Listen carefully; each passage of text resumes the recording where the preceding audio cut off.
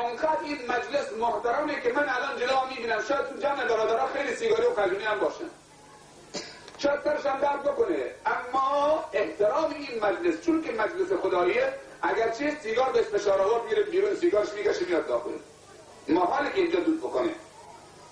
اگر دود بکنه همه نگاه عجیبی بهش میکنن، مثل خیلی کار داشته انجام داده. پس عزیزان من تو باید قدر رو بدونید.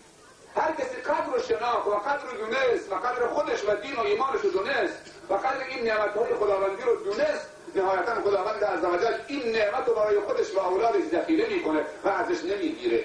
شکر نعمتت افزون کند، کفر نعمت از کفت بیرون کند. خدا جزای خیر بده به برادرمون صالح چیه فامیلش؟ برازش. خدا جزای خیر بده به برادرمون صالح برازش که حقیقتا خدا رو امشب راضی کرد. با این مراسم اسلامی خدا و پیغمبر خدا صلی الله علیه و و فرشتگان خداوند که همه چه هجوم آوردن به اینجا. منظورم از فرشتگان شمایی. هر مسلمونی که پاک زندگی کرد مثل فرشته است. اینجا مجلس فرشتگانه، مجلس شیاطین نیست. هیچ شیطانی وارد اینجا نشده. شیطان نمیتونه اینجا بیاد. شیطان جایی که ذکر خداست نمیاد. اگر به جای این ساز و نواره و سینه ناموس ما اینجا میلرزید و شراب بود و چاقوکشی و الواتی و چشچرانی، اینجا جای شیطان بود، مؤمنین نمی آمدن، فرشتگان هم نمی آمدن. پس عزیزان من اینجا مجلس خداییه. کی این مراسم رو برگزار کرده؟ بندی خدا. چه سنتی رو اینجا قرار داد؟ اولین مراسم اسلامی در سایه خوش. هر کسی بعد از این ساله بیاد عروسی اسلامی در اینجا برگزار بکنه، ثوابش اول تو جیب صالحه. که ثواب خیر شد. هر کسی ثواب خیری شد تا قیامت هر کسی به اون خیر عمل بکنه و به اون سنت عمل بکنه و به اون آیه عمل بکنه و به اون حکم عمل بکنه، ثوابش اول تو جیب خودشه. در حدیث وارد شده که آیا یکی از شما عاجزه که روز 100 تا روزه میگیره، روز 200 تا روزه میگیره، روز 1000 تا روزه میگیره؟ یکی سوال کرد یا رسول الله صلی الله علیه وسلم، ماه رمضان 30 روزه، هر روزی که روزه میگیره میاد روز حساب. گفت درسته یک روز حساب میشه، اما هر کسی که 1000 تا روزه‌دار رو افطاری داد که روزشون رو باز بکنن هنگام غروب، ثواب هر 1000 تا رو برای خودش گرفت. حالا چی میگی؟ با 1000 دانه خرما 1000 تا روزه‌دار رو افطاری بده، ثواب کامل اون 1000 تا رو گرفت، مثل که روز 1000 تا روزه گرفت. هر کلمه ای که شما اینجا بشنوی، اگه 100 کلمه بشنوی و این 100 کلمه عمل بکنید، کلام من نیست، کلام خدا و رسول خداست. این 100 کلمه بهش عمل بکنید و 100 نفر دیگه یاد بدید، ثوابش مال صالحه. حالا خدایی نکرده اگر صالح آورده بود، ساز و لوتی آورده بود اینجا، هر نفری که هر یک قطره مشروب می‌نوشید گناهش مال این بود. هر نفری که برای چشچرانی و نگاه به ناموس مردم آمد گناهش مال صالح بود. هر دعوا و چاقوکشی که میشد گناهش مال این بود که این مراسم رو برگزار کرد، سبب فساد و فتنه شد.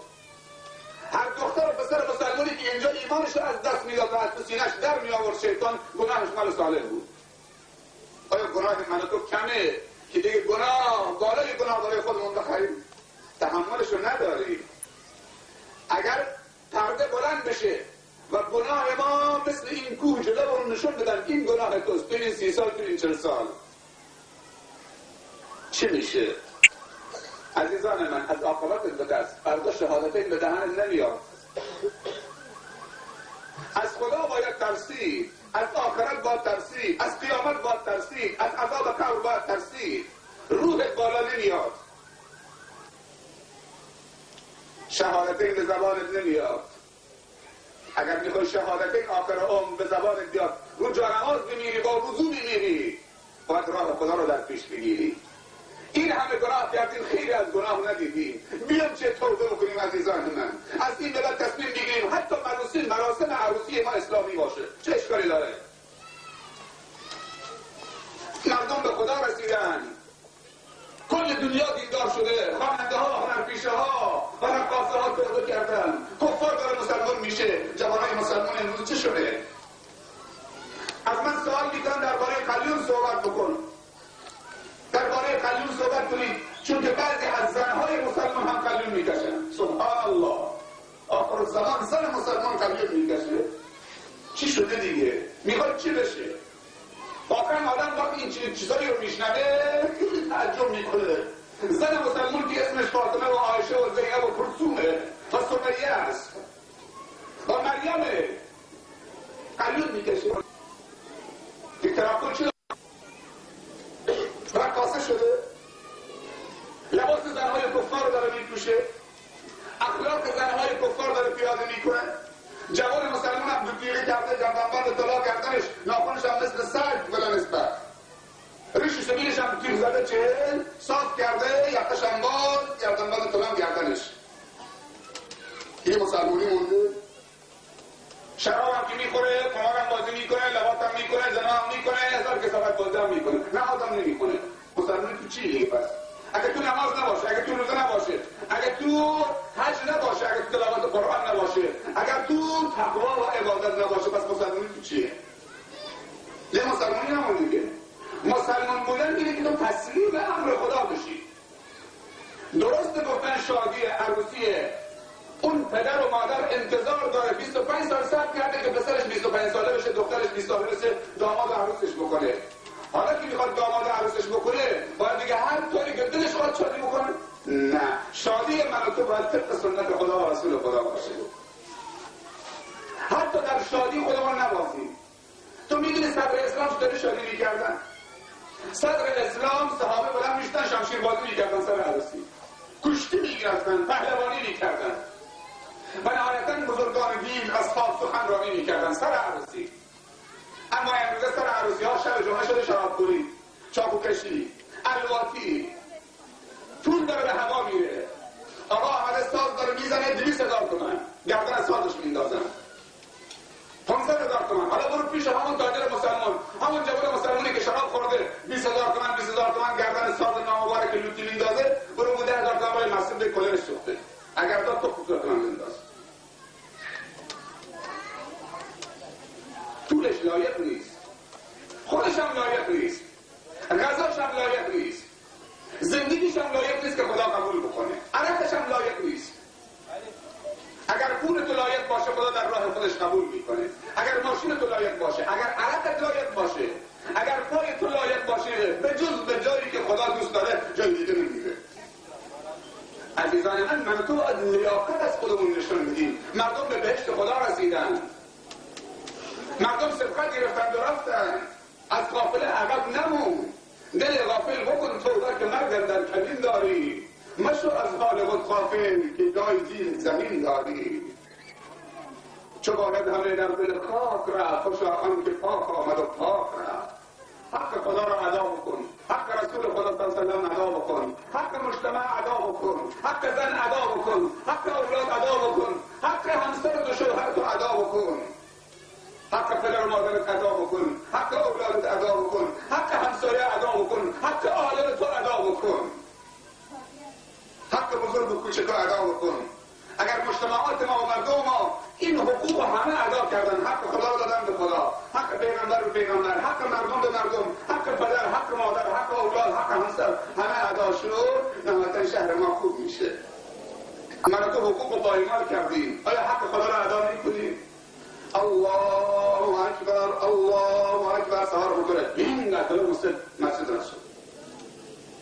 انگار نه انگار موقع اذان داره اون میزنه، استاد میزنه. بابا از خدا بترسید. رأس شده که بهتر تا نهار صبح میزنه. حالا اینجا نمیدونم اما تو شهرستان ها بیاد بنده وقت سحر بلند میشه برای نماز، تو لینکدین داره صدا میرخصن شب جمعه، وقت نزول رحمت، وقت نزول ملائکه، وقت نزول الله به آسمان دنیا دنبال مستغفر میگرده. با صبر خدا بازی نکنیم. با همه چی شوخی میکنیم، همه چی رو شوخی و مسخره گرفتیم، اما دین خدا رو مسخره نکنیم. همیشه نمیشه شوخی کرد، با همه چیز هم نمیشه مسخره کرد. مجالس ما شده فقط خنده و جوک، همه مسخره، همه شوخی. حتی میشناسی داره گدایی میکنه، یه روز یک از تجار بوده، سبحان الله، بعد رو میکنه سید پادشاه با طاعت و پادشاه پادشاه و با ظلم و معصیت میکنه بنده و فقیر. ماه ذوالحجه شروع شده، هلال ذوالحجه. ما وقتی از بندر می آمدیم هلال باریکی شب اولش روی کوه دیدیم. سبحان الله. الان بیار 4-5 میلیون حاجی کفن پوشن میگن لبیک اللهم لبیک لبیک اللهم لبیک. سرازیر کعبه میشن از کل ممالک اسلامی.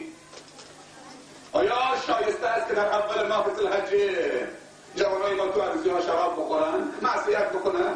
10 شب اول ذوالحجه خداوندش قسم خورده، شب‌های مبارکیه.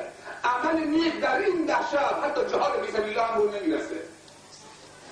والفجر وليال عشر والشفع والوتر والليل اذا يسر هل في ذلك قسم لذي حجر ألم تر كيف فعل ربك بعاد إرم ذات العماد التي لم يخلق مثلها في البلاد وثمود الذين جابوا الصخر بالواد وفرعون ذي الأوتاد الذين طغوا في البلاد فأكثروا فيها البصر فصب عليهم ربك صوت عذاب إن ربك لبالمرصاد.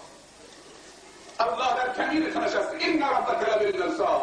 فکر نکن خودشو قایم کرد، کسی نکن. خدا در کمین نشسته. هر چی خودتو کوچک بکنی از مورچه کوچکتر نمیشی. الله تو رو میبینه. گفت من از بالای عرشم مورچی سیاه در شب سیاه و تاریک ماه نیست روی سنگ سیاه در ته دره از بالای عرش اگر مورچه پاش بتکنه من پای مورچه رو میبینم. چطور تو رو نمیبینه؟ بازا هر آنچه هستی بازا. اگر بیایی در بازه، اگر نیایی خدا بیش نیازه. این در از اولی که ما وارد شدیم بازه. همین در خانه هم بلنگش بازه. از ساعت 7 که ما آمدیم این در بازه، هنوز بسته نشده. هر کسی بخواد داخل بازه. در خداوندم همیشه بازه. در هر وقتی در وقت سحر تو از خواب بیدار بشه، همه خوابیدن، بگو یا الله خواب نیست، قبولت میکنه. زور باشه مثل بانک نیست. بانک ساعت 2 بعد از ظهر تمام شد. اگه پول میخوای درش بسته است. اگه میخوای درش بسته تا فردا صبح تعطیل. بیمارستون دوام تعطیل میشه، دکان تعطیل میشه، همه چی تعطیل میشه، اما الله تعطیل نمیشه. هر وقت بنده اظهار نیاز بکنه خدایا من رو بخش، خدایا به من بده، خدایا من قبول بکن، قبولت میکنه و میگه. در وقت شب و 40 روز هر ساعتی که باشه. لا تأخذه سنة ولا نوم. قل هو الله احد الله الصمد لم یلد ولم یولد ولم یکن له کفوا احد. پس عزیزان من چرا دنده عقب میگی؟ چرا حاضر نیستیم جلو بیایم؟ اللهی که خوشحال میشه با توبه بندگانش. خواهرای من که بالا نشستی صدای چه بنده حقی رو میشنوی، چرا خودمون رو ذلیل کردیم در رقصیدن؟ یک زن مسلمان کاری نداره، فقط 5 ساعت جلو آیلی مثل اتراکتولو بزنه میاد تو کوچه 4 تا جوان رو کباب بکنه. چادرش که رو سرش باید بذاره گذاشته رو گردنش. یکی که چادر ما رو گردنه. سر عروسات که میشه چادر عروس سر رو گردن هم بلند میکنن من داره کمرشون. مثل که چادر ما داره کمره. بگم باهاشون این لرزن جلو اون لرزن آهنگرم. شرمهای زن مسلمون چه شده؟ غیرت و نردش چه شده؟ کی اجازه بده بزنش برقصه؟ وقتی ضعف ایمان آمد و شیطان همه کارش شد نهایتا غیرت هم میره. دیگه اصلا کسی به گناه نمیگه گناه. از بس که گناه کردیم و آلوده شدیم که خوبی شده بدی هم شده خوبی. همه چی عکس شده. آقا سیگار میکشه خیلی عادیه. اصلا بی شرم‌های خیلی عادی. حالا اگه چیز خوبی برو تو کاری سیگار میکش. برو تو مسئول حرام. برو دیگه. اگه واقعا چیز خوبی یه نخ سیگار رو هم بدید. همینجا یه نخ سیگار که داره هر کسی هم داره جرأت نمی‌کنه. یه نخ سیگار میخوام. پشت این میکروفون چاقش بکنم بکشم. دلش هم داره تو صورتش کنم. خوبه؟ یقینا من میگی از پس در از رو دیوار نه از در. پرتا میکنم پشت دیوار. ما دیگه شیخ ندیدیم سیگار بکشه. اگر شیخ ندیده بودی که سیگار بکشه پس مسلمون باید سیگار بکشه. شیخ الله فرقی نداره. هر مسلمونی بسم الله بنده خدا باشه. شیخ هم بنده خداست. ما باید تابع خدا باشیم نه تابع دل. هر کاری که خلاف هوا و هوس و دله اون کار خیره. یالله میتونیم شهامت میخواد. به لوتی میگن پهلوان. خیلی عجیبه. تو مناطق خودمان به لوتی میگن پهلوان. شما را با خدا قسم لوتی پهلوان. پهلوان کسیه که کمر هوا و هوسش به زمین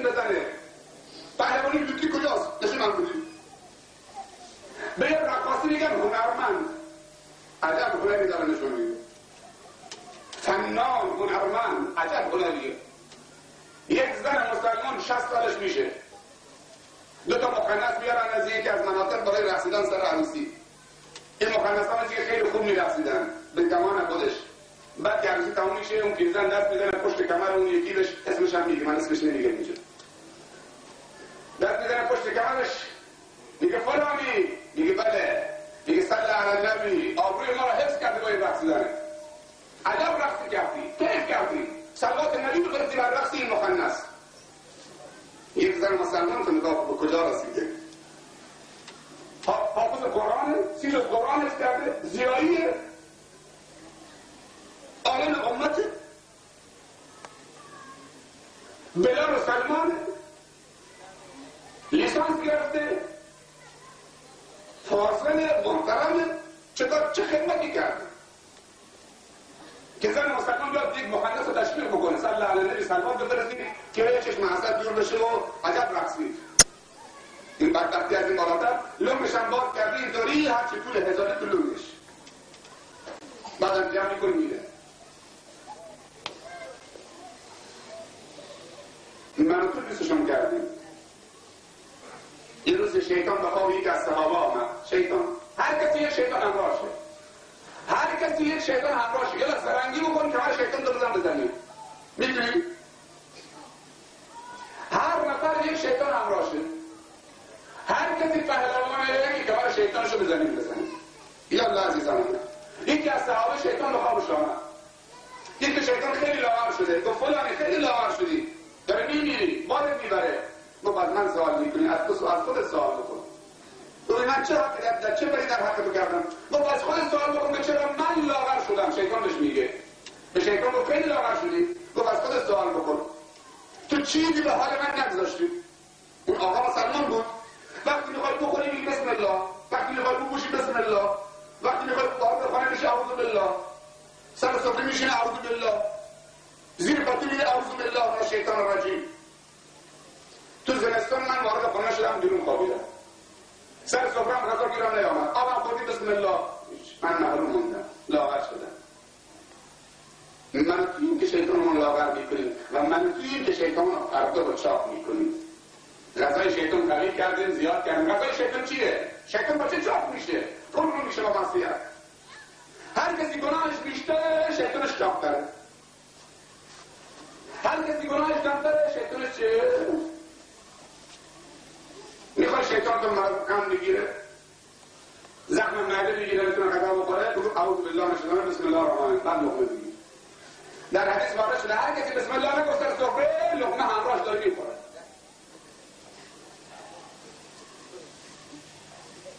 این نیست که جوان اینطوری بکنه جلو من رو مصاب تونی اطلس پهلوان کشتیگر تو تلویزیون امارات دیگه اون سیاه از تونی اطلس میشه، تونی گلیورا آندر املاک فرانسوی از روی چه اون بنها میاد داخل.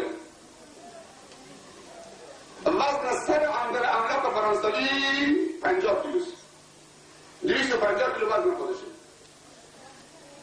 این نیست پهلوانی.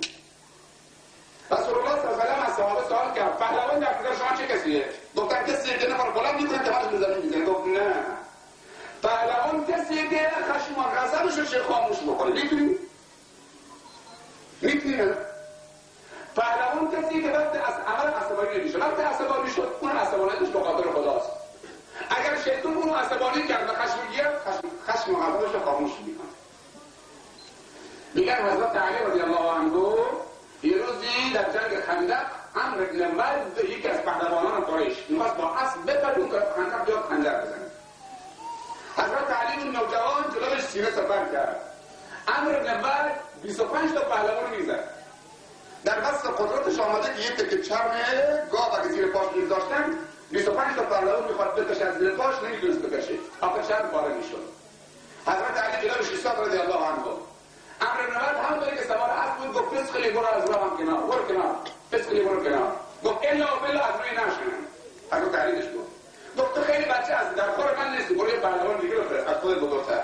گفت الا بلا از روی من. آخر حضرت علی مجالش نداد، ذوالفقار رو در آورد. عمرو بن ود از روی اسب آورد پایین، خوابوندش رو زمین، سر شمشیرش گذاشت روی حلقومش اینطوری که فشار بده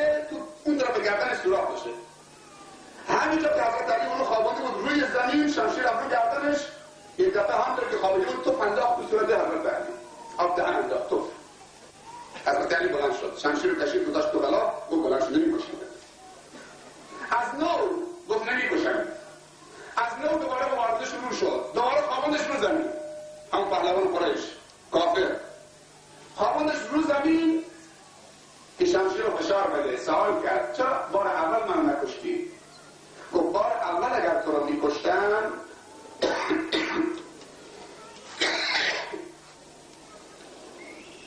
اجمالی سلام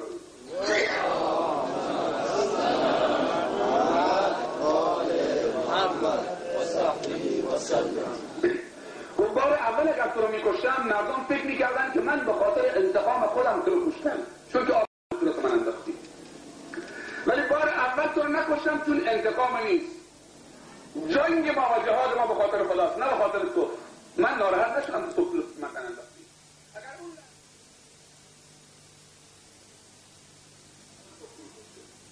اما بار دوم به مجال دادم که به خاطر خدا تو رو بکشم. این شهامت رو نگاه بکن. این عظمت رو نگاه بکن. چیه؟ عزیزان من پهلوان کسی که جلوشو میگیره، جلو نفسشو میگیره، جلو دلشو میگیره، خودشو کنترل بکنه، سر به سر دلش نذاره، دل تو رو بدبخت میکنه. خیلی ها رو بدبخت کرده. پهلوانتر از تو بدبخت کرده، پولدارتر از تو بدبخت کرده. تو زود شکست میکنی. پس عزیزان من اگر میخوای شکست نخوری و همیشه قهرمان بمونی معصیت نکن. رکو بسکنده گناه نکن. تنها چیزی که مسلمان رو شکست میده گناه کردنه. یالا تصمیم بگیریم که شکست نخوریم گناه نکنیم. هر کسی گناه نکرد و حرام مرتکب نشد پیروز شد و همیشه قوی و همیشه سربلنده. اگر خدای نکرده تو رو دیدن با یک زلیلی در حال عمل زنا چی میشه؟ دیگه نمیتونی تو این محله بگردی. وسط مردم دیگه سرت بلند نمیشه. همیشه اینطوری فرار داره میکنی. دیگه خلاص لباس از تنت در آورد شیطان. اگر خدای نکرده منی که جلو شما ایستادم الان لباس از تنم در آمده بود میتونستم که ایستم؟ عورتم مکشوف بود؟ نمیتونستم. پس عزیزان من گناه نکنه. هر کسی گناه کرد روح شد آبروش رفت. دیگه نمیشه آبرو جمع کرد. پس عزیزان من راه برو بی راه مرو هرچند که راه مشکل بود.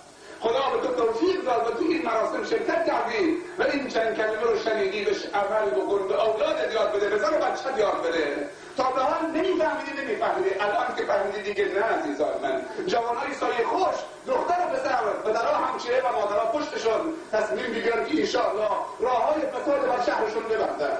مسجد عظیمی داری. من یه نماز مغرب اینجا خوندم چند کلمه هم صحبت کردم و بهشون قول دادم که میام. الان آمدم. شما خواستی من آمدم. اگر شما چیز دیگه میخواستی چیز دیگه میامد. به جای ما و این صحبت با ساز میخواستی ساز میامد. شما کلام خدا و رسول خدا خواستی. تبریک به شما میگم. حالا که خواستی و این همه مردم وارد شهر شما شدن به خاطر این مراسم خیر و این صحبت‌های خدا و رسول خدا. پس عزیزان من شما باید سینه سپر بکنید و در آینده افراد خوب به شهرتون دعوت بکنید و افراد بد بیرون بکنید. راهتون یکی اونجاست، یکی اونجاست. نمیدونم این طرفم هست این طرفم هست. راه رو ببندید. هر کسی بیاد اینجا فسادی رو وارد بکنه. عزیزان من حتی بچه‌هاتون لباس‌های درست بپوشانید. من خیلی از دخترهای کوچیک 5 ساله 6 ساله الان میگشتن اینجا از ساعت 7 دارم میگردن. 5 ساله 6 ساله سر برهنه موشم شانه کرده گذاشته پشت کمرش ساق پاشم گیرونه. یعنی چه؟ از همین الان لباس‌های کفار بر تن دختراتون نکنید. از همین سن 5 سالگی دستمال بذار رو سر دختره تا آدم بکنه ساق پاشو بیرون نکن. فردا خوشش میاد نگاه میکنه 10 ساله میشه دیگه نمیتونه جوراب بپوشه دیگه نمیتونه شلوار و لباس بلند بپوشه دیگه گرمش میشه وقتی چادر میپوشه. عزیزان من مادرای من خواهرای من اگر واقعا شما مسلمانی و زن مسلمانی و شرم حیا داری و الگوی شما فاطمه زهراست پس دختراتون درست کنترل بکنید. اول باید خودتون درست بشید و دختراتون درست بشه. یک مادر بی‌حجاب هیچ موقع نمیتونه دخترش بگه حجاب بپوش. یک مادر رقاصه نمیتونه دخترش بگه نرقص. یک مادر بی‌نماز، یک مادری که 24 ساعت داره آرایش میکنه جلو آینه نشسته نمیتونه به دخترش بگه این نپوش، این مدل نه، این نه. یک مادری که نگاه فیلم هندی میکنه و قهقه میزنه و دخترش هم نشسته. یک پدری که فیلم هندی گذاشته کارامبیو گرفته کار ماهواری داره مسقط و مصر رو همه داره میگیره دارن میرقصن اصلا دستشون دگونه نمیره که خاموش بکنه. این دیگه بچه هاش نابود شدن جلوی چشمش نابود شدن. در آینده نزدیک از دل رفتن. میگن یه مادری یک دفعه وارد اتاق شد، خوب گوش بدید، یه مادری وارد اتاق خواب شد، دید که دختر رو به سر 10 ساله‌اش مشغول عمل جنسی هستن. بلند شد کبریت آورد گذاشت تو دست دختر و پسرش. اگه من بودم عزیزان من کبریت رو می‌داشتم رو دست اون مادری که جلو بچه‌ش فیلم هندی نگاه میکنه، اینها از کجا یاد گرفتن؟ از تو همین فیلم یاد گرفتن کنار پدر و مادرش. اونها تقصیر ندارن، بچه دستان چی می‌بینه؟ از کجا یاد گرفته؟ پدر و مادر خرابه عزیزان من. وقتی به من سوال میدن زن داره قلون میکشه زن مسلمان، دیگه مسلمانی مونده؟ 100% به دخترش میگه برو قلون چاپ بکن. چطوری دختر قلونی میشه؟ مادر به دخترش میگه برو قلون چاپ بکن، مهمان آمد برو دختر قلون چاپ بکن، به دودش هم بیار، نفس هم بزن، آماده بکن، تنباکوش هم بدار بعد بیار. 10 دفعه قلون چاپ بکنه، دود بیاره، آبش نگاه بکنه، قلونی شد. دخترش رو بدبخت کرد، خبر نداره. من بارها دیدم عزیزان که زن به مادر یا پدر به دخترش میگه دو قلون چاپ بکن بیار. اسم این صلوات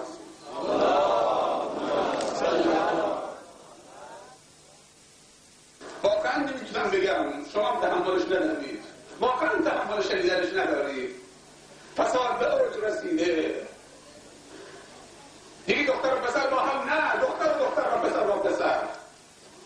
میخوام تقلید در اروپا بکنم. جوان سرگردون تو کوچه ها داره میگرده. یک از سوالها اینجا درباره عروسی صحبت بکن که جوانان دل شکسته دارن میشن. درباره مراسم عروسی ها صحبت بکن که جوانان دارن خرد میشن و شکست میخورن، واقعا شکست میخورن. یک زن حلال 10 میلیون باید پول داشته باشی تا زن حلال بگیری. مهریه 100 سکه یا 100 مجر یا 400 مجر.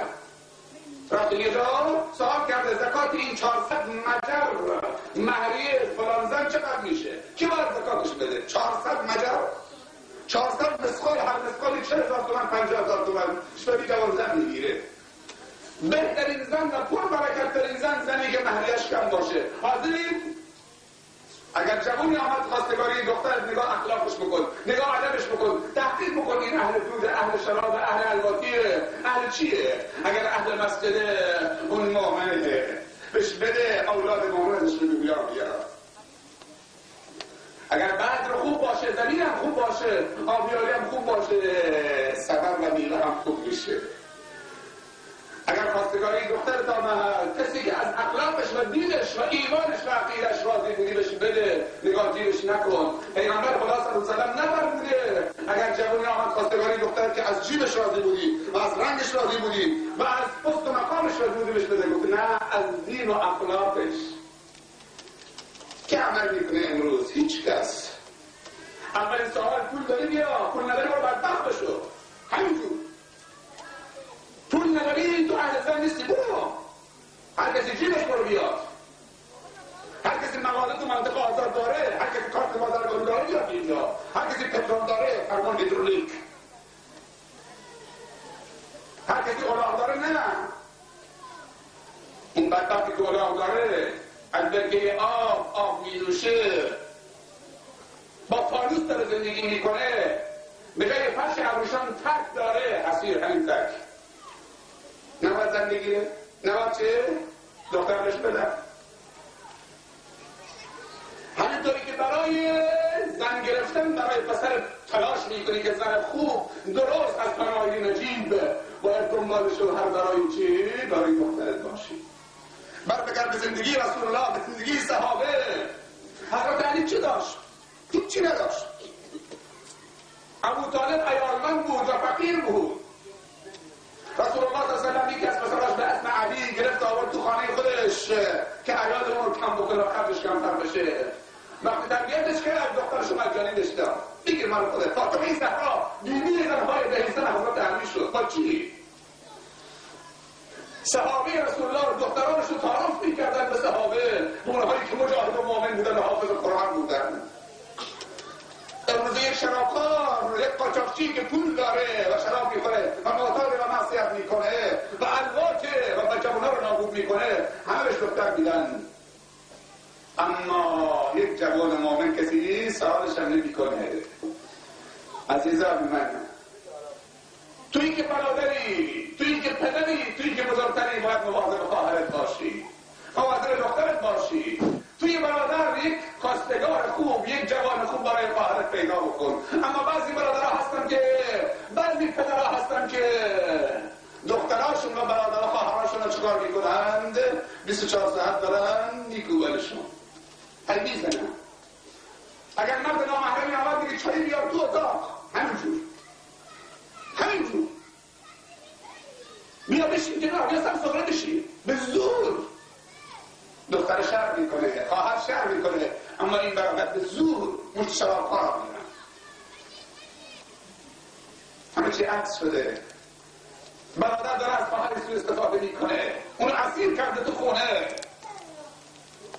هزار تا خواستگار مومن به سراغش بیاد نمیده، منتظر یک قاچاقچی، یک الواده، یک معتاد، یک شرابخواره. چون که ویتامینش زیاد میکنه. این شرابخوار به برادر میگه که این قد پول میدن خواهر دارم میده، یه معظم آقارم طرفتش میده. عزیزان من تو باید آگاه باشی.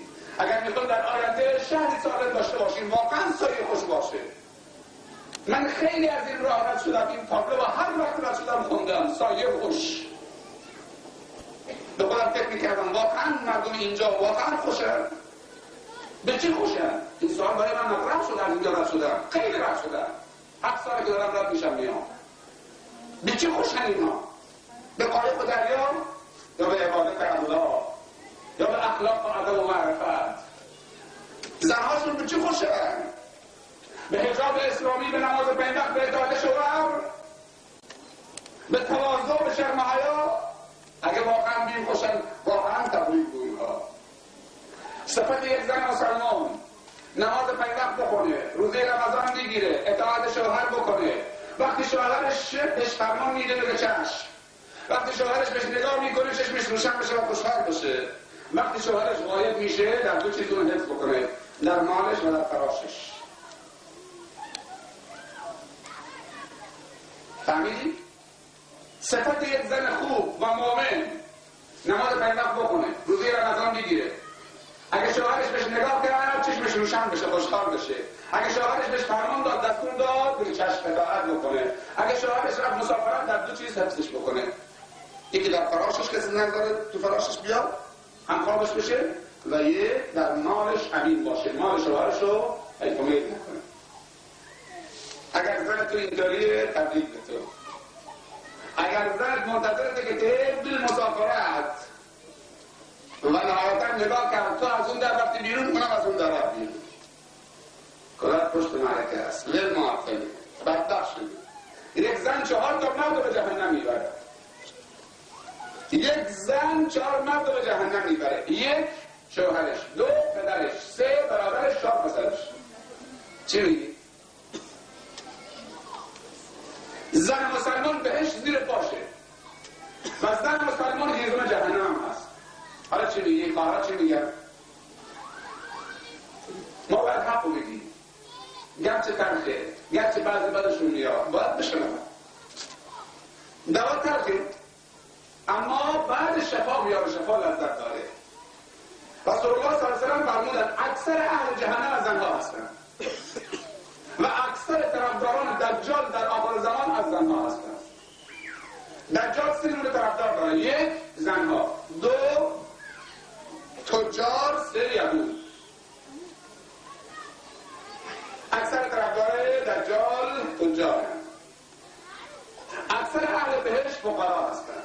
500 سال قبل از تجار وارد بهشت میشه. پس زنهای مسلمان مواظب خودشون باشن. در حدیث وارد شده اگر زنی با عطر آلکولون رفت بیرون تا برنگشته به خونه داره زنا میکنه.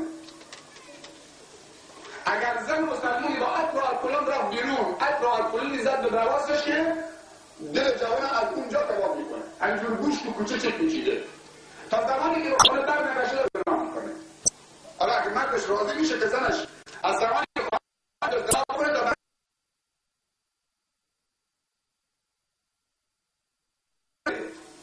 با لباس تنگ و فشرده نره، با سر مشروش نره،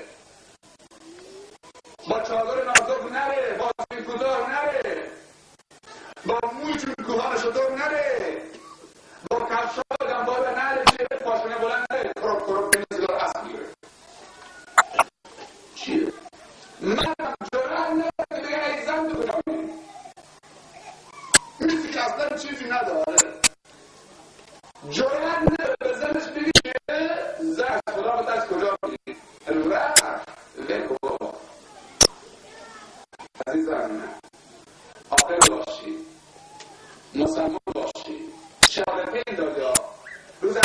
اشهد ان لا اله الا الله و اشهد ان محمد رسول الله. اونم به این شهادت باش. آخر عمرت پیوند به این شهادت این باش. وعد رب حتی یأتیک الیقین. تا من سراغ نیامده همجوری این نواف برو. یه روز این تفکر کن طرف مثل بچم نباش. این بچم میبینی اینجا مثلا تو نباش.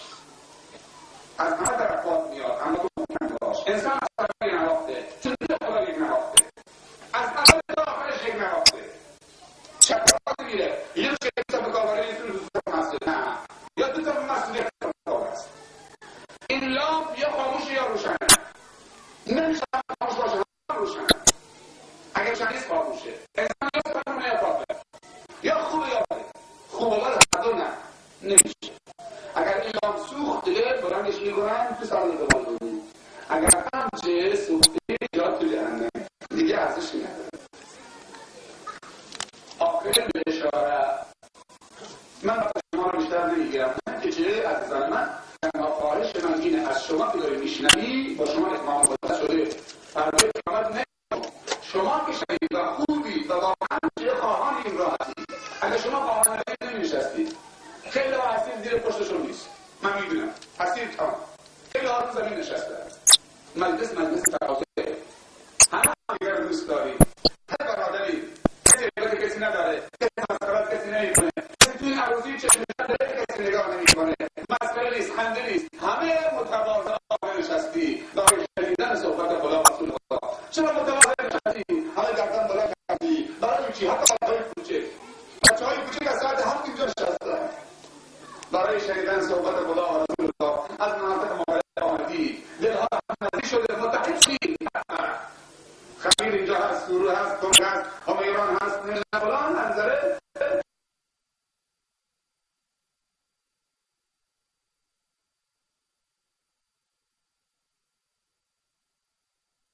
فاکه یه بلو یه نهر قدر جون دیگه بیفتی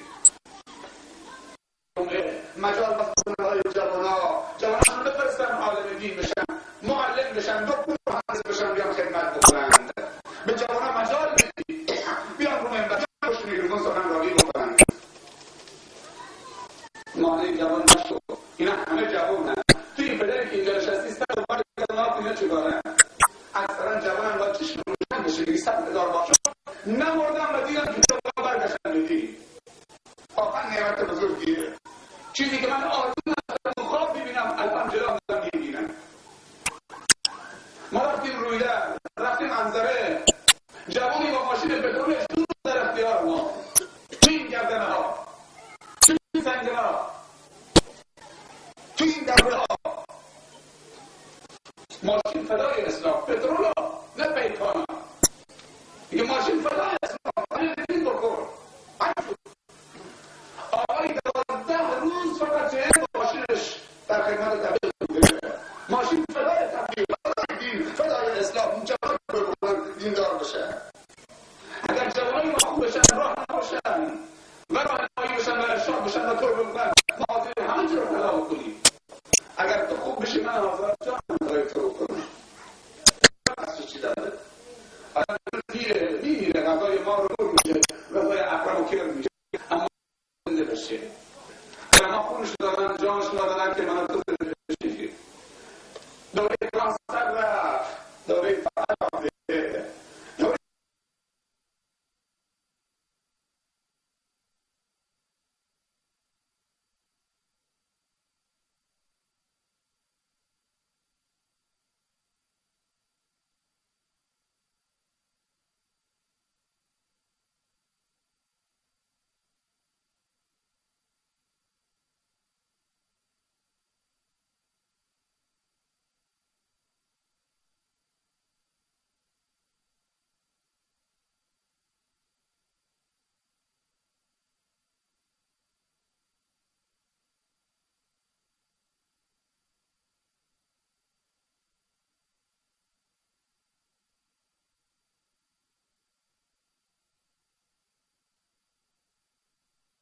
مصیبت و بلا و تحمیل ادراکتون بدر میشه و نهایتا آبودتون جسم دینتون و اخلاقتون و مالتون و ناموستون و اولادتون و همسایه و همشهری و مسلمان هم حفظ میشه. از عزیزان من دست به دست همدیگه با هم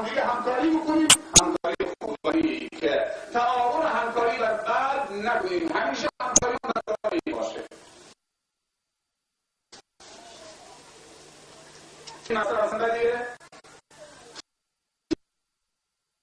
هیچ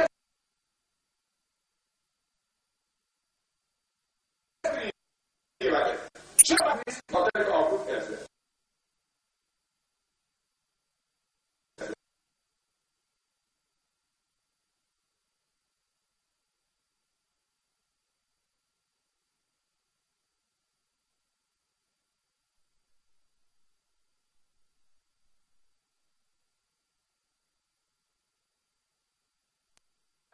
دیگه بچه تاجی عروسی کرد دیگه از دهات اطراف بلگاه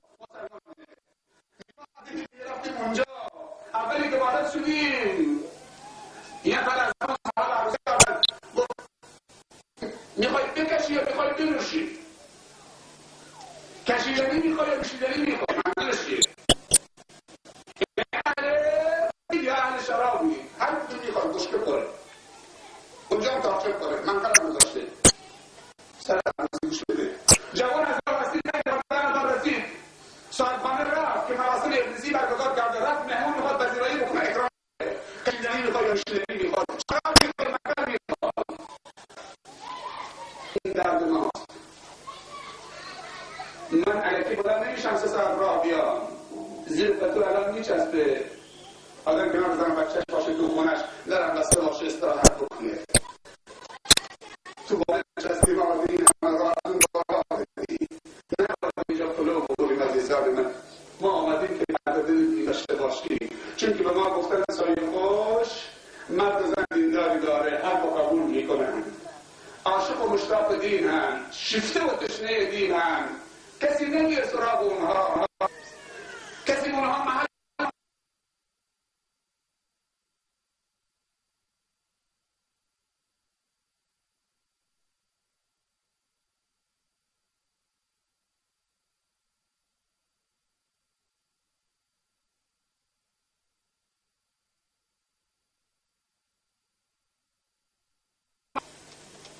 از این دیگه عروسی مبارکتر که یه نفس سیگار دود نمیشه تا چه رسه بشه مبارک دیگه هم برای مادرش هم سربارش شدن و هم برای شما مبارکه هر کسی پاشو توی این مجلس گذاشته ناوید بر نمیگرد ما خودم گفت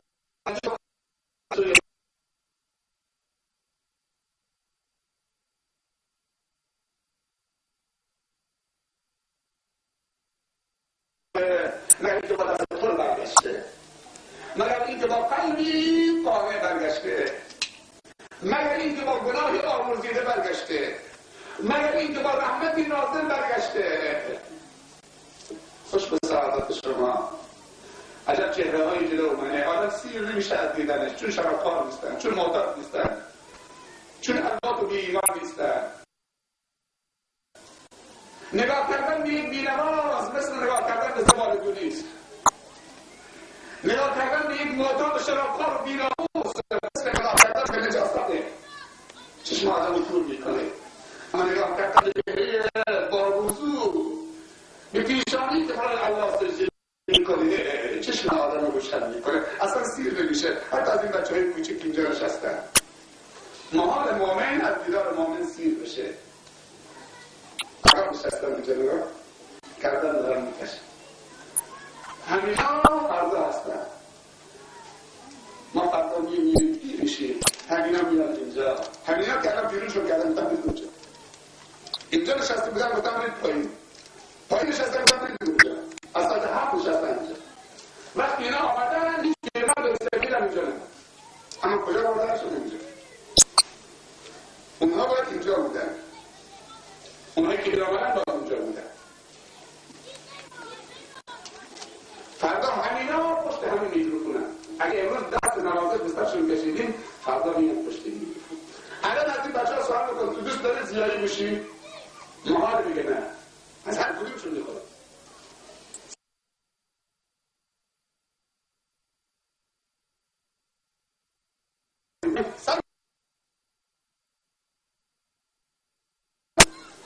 دوست داری سرود بخونی مولود بخونی بله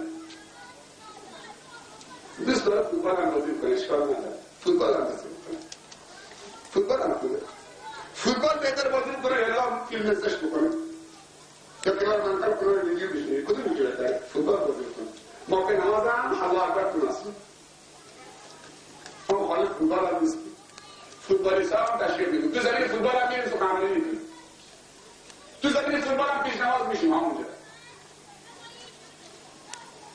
ما تنها تو مسجد نه اینجا سر عروسی مسجد تنها که سخنرانی میکنه باید رفت سر عروسی مشتم کن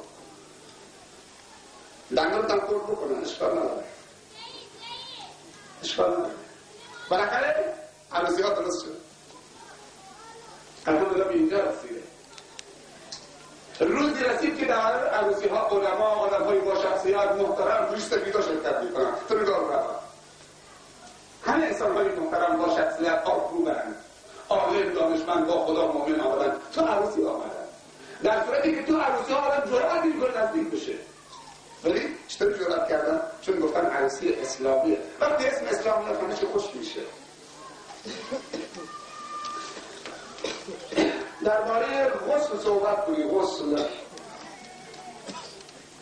ایضا غسل به رکن داره یک نیت دو رساندن آب به تمامی بدن هر کسی این دو رو تو غسل انجام داد غسلش کامله سنت ها در جای خودش یک نیت بکنید چه غسل دارید میزنید 6 تا غسل دارید 6 تا غسل دارید غسل جنابه غسل جماع غسل میت این ستا زن و مرد مشترکه این ستا هم مال زن هم مال مرد غسل جنابه غسل جماع و غسل میت این ستا مشترکه سه تا دیگه هست اون ستا مخصوص زن یعنی مرد فقط 3 غسل واجب داره زن 6 تا غسل واجب داره 1 غسل میت 2 غسل جنابت 3 غسل جماع و همخوابی 4 غسل حیض و عادت یا قاعدگی